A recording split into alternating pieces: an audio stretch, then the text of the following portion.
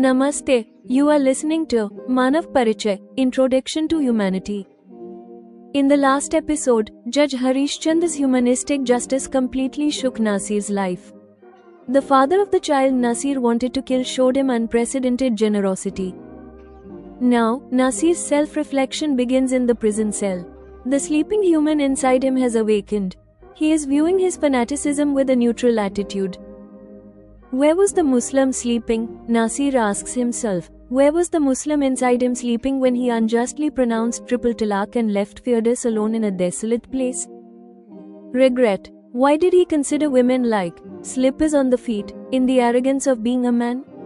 Why did he attribute his atrocities to the name of religion? Nasir is surprised that Firdaus did not ask her husband Harishchandra to give him a harsh punishment. And more than that, Harishchandra generously forgave him. This positive use of the judge's power melts the innate hatred in Nasir's heart. At the age of 28, Nasir realizes that he still has a whole life ahead of him. After completing his sentence in the next 6 or 7 months, he will destroy his false foundation and lay a new one. The search for the kafir. Nasir now wants to know the beliefs of those people whom he used to consider kafir.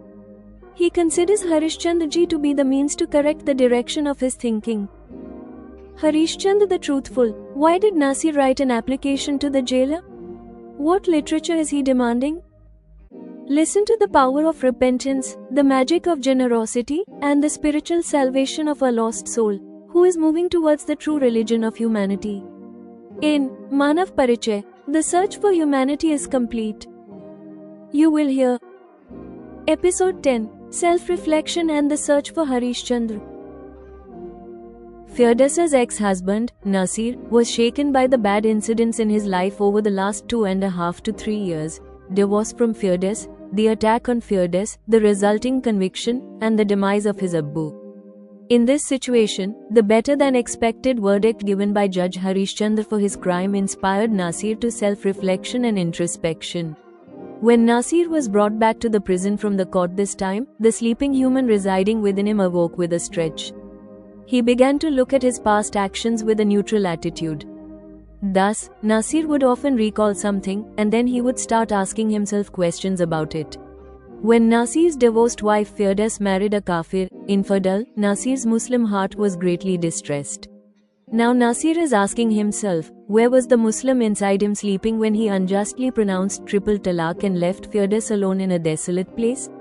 He thinks, a true Muslim is one who fears Allah. He is afraid of doing evil deeds and lives life with justice. Nasir questions again, if he had not created this helpless situation for Firdaus, why would Firdaus have thought of marrying any other Muslim, let alone a kafir? If only, the Muslim inside Nasir, who was hurt by Firdaus's marriage to a kafir, had also been awakened before he pronounced the talaq. Regretfully, at that time Nasir was full of the arrogance of being a man.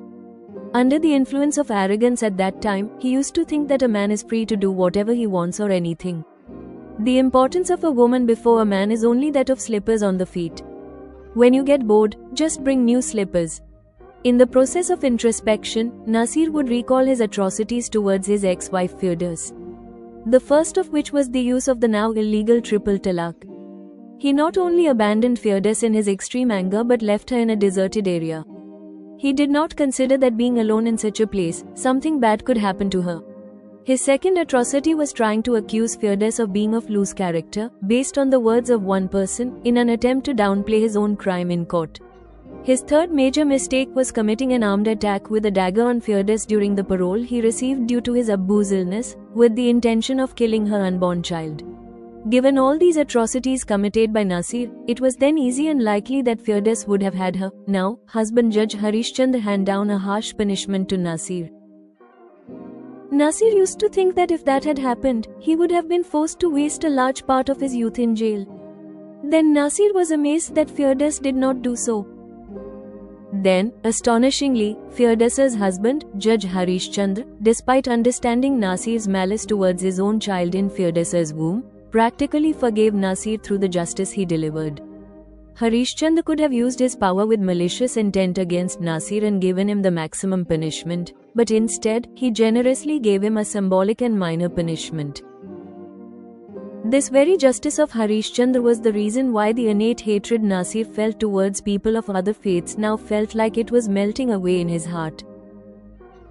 In the midst of the inner conflict in his heart, Nasir saw that his age was currently 28. In the next 6 to 7 months, his sentence would be complete, and then he would have his whole life ahead of him. Then he could live life joyfully.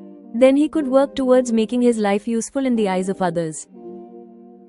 In his feeling of remorse, Nasir realized that these 6 months are the time when he must destroy the false foundation of his life and prepare a new foundation for the life to come. Then he felt the need to include subjects in his reading and listening that 75% of the world's population, other people, prefer to read and listen to. That is, what the Kafir people read. Then the thought came to him that Harishchandra ji had become the means to correct the direction of his thinking. Nasir had heard from someone during the hearing of his case that there was a truthful person of the same name. Recalling this, he decided that first of all, he would read literature related to Harishchandra the Truthful. To implement this idea, Nasir wrote an application to the jailer requesting that a book related to Harishchandra the Truthful be made available for him to read. Now listen to the review, critique, and guidance written by Gemini on this episode of Manav Parichay. Subtitle: Self-Reflection and the Search for Harishchandra. This episode depicts Nasir's mental rebirth. Harishchandra's justice, which was akin to forgiveness, melts the ice of hatred in Nasir's heart, initiating his self-realization. 1. The true understanding of ibadat, duty. Nasir's questioning of himself is symbolic of the downfall of his fundamentalist thinking. Religion and justice. Nasir finally accepts that a true Muslim is not one who only performs ritualistic ibadat, but one who lives life with justice and humanity. His mother's philosophical definition, work done for the welfare of all is ibadat, is now reflected in his behavior. Destruction of arrogance. He also recognizes his male chauvinistic arrogance, considering a woman as a slipper, which was the root cause of his atrocities against Firdaus. This admission is the first step towards his mental well-being. 2. Harishchandra, source of inspiration. The symbolic punishment given by Harishchandra becomes the greatest reform for Nasir. The power of forgiveness. Harishchandra, who had the power to give the maximum punishment and personal reasons to do so, showed generosity. This generosity shatters Nasir's innate hatred. Nasir realizes that a kafir has forgiven him, who turned out to be far more humane than many people in his own community. New direction. Nasir sees the remaining 6 months of his sentence as an opportunity to build a new foundation. His shift from fundamentalist to global thinking, reading the thoughts of the 75% of the population, reflects the expansion of his mental horizon. 3. The search for Harishchandra the Truthful. Nasir's decision to start his spiritual journey with books related to Harishchandra's name is highly symbolic. Truth and name. Nasir, who was living in false arrogance and distorted truth until now seeks inspiration from the life of Harishchandra the Truthful. This concretizes his internal change and leads him toward the values of conscience, honesty, and humanity. Conclusion. The application written to the jailer demonstrates the seriousness of Nasir's decision. He is now proactive and eager to begin his new life journey. Episode 10 ends.